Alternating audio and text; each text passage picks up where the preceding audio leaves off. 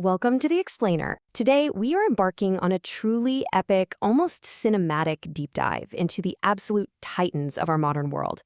We're going to decode the fascinating, wildly contrasting, and honestly sometimes shocking pathways that the world's two largest superpowers took to get to the very top. But first, quick question for you. Which country has a GDP of over $20 trillion, boasts the world's strongest military, has won the most Nobel Prizes, and has its companies and culture literally dominating the globe? Okay, now on the flip side. Which country managed the absolutely staggering feat of taking its poverty rate from over 90% down to less than 1% in just 4 decades? I mean, transforming from a starving nation into the world's second largest economy? You guessed it, the answers are the United States and China. And today, we're breaking down their distinct, practically opposite historical roadmaps to global dominance. Okay, let's dive into this. Here's our roadmap for today. 1. Defining a global superpower. 2. America's rise to dominance. 3. The Cold War advantage. 4. China's century of humiliation. 5. The Chinese economic miracle. And 6. The reality of superpowers. So, starting things off with Section 1, defining a global superpower.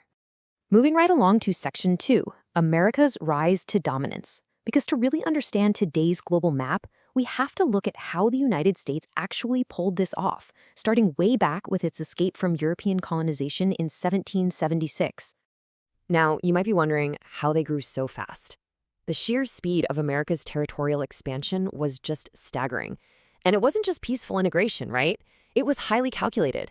Texas joins in 1836 after breaking away from Mexico. Then, by 1867, the U.S. makes this massive, aggressive expansion by buying Alaska from Russia for a mere $7.2 million. Think about that. And by 1898, they're annexing Hawaii and paying Spain $20 million to take over the Philippines. Bottom line, more land meant more economic power. But the actual, undeniable turning point, that came during the 2 world wars. As the sources point out, while the major powers in Europe were absolutely devastated, literally their infrastructure turned to rubble, the U.S. remains this geographical safe haven. They weren't fighting on their own soil.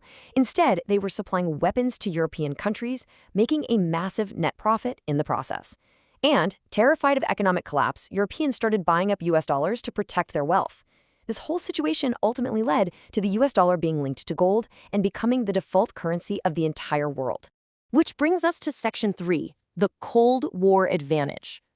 This post-war economic boom positioned the U.S. perfectly against the Soviet Union in a massive ideological battle, capitalism versus communism. So how did the U.S. secure its global dominance during this era? Well, it was a multi-layered, very aggressive strategy. In 1949, they formed the NATO alliance, effectively binding Western Europe to American military support. They also engaged in these extensive proxy wars, intervening all over the globe to topple governments or fund rebel groups wherever they feared communist influence, like Operation Cyclone in Afghanistan or the CIA's involvement with Che Guevara in Bolivia. Because of this geopolitical strategy, the U.S. today holds over 800 military bases in more than 70 countries. Plus, America's stable, innovation-heavy culture acted like a giant magnet for global talent, pulling in brilliant minds from Albert Einstein to Elon Musk. All right, Section 4, China's century of humiliation. Now, what's really interesting here is that while the U.S. was building untouched wealth during the 19th and 20th centuries, China was experiencing the exact opposite. In fact, the Chinese refer to the period from 1839 to 1949 as the century of humiliation. This was an absolutely devastating era. It started with the British exporting opium into China, which ravaged society through addiction and forced them to hand over land. That was followed by brutal civil wars and eventually the absolute horrors of World War II, where an estimated 30 million Chinese citizens lost their lives during the Japanese occupation. So their starting point for the modern era, it was literally one of total devastation. And that brings us to Section 5, the Chinese economic miracle. The year 1949 marks the birth of the People's Republic of China, kicking off a very rocky but eventually explosive economic transformation. Modern Chinese leadership is basically defined by 2 wildly different eras. First, you have Mao Zedong's highly centralized dictatorial approach. famously known as the Great Leap Forward. By abolishing private farming and forcing backyard steel production, resources were just completely wasted and farmers lost every incentive to produce. This centralized planning was a disaster, leading to a famine that killed 20 to 40 million people. But then contrast that with Deng Xiaoping, who took power in the late 1970s. He introduces socialism with Chinese characteristics.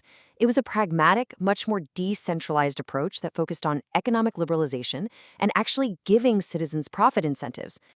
And the results of Deng Xiaoping's reforms? China's share of the global GDP absolutely skyrocketed. Just to put this into perspective, in 1978, China contributed a tiny 2% to the global economy.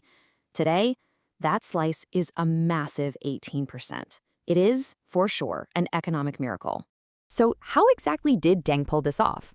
He used a really calculated three-step playbook. Step 1, the household responsibility system. Farmers could lease land from the government, meet a set quota, and then actually keep the extra profits. Step 2, factory manager responsibility.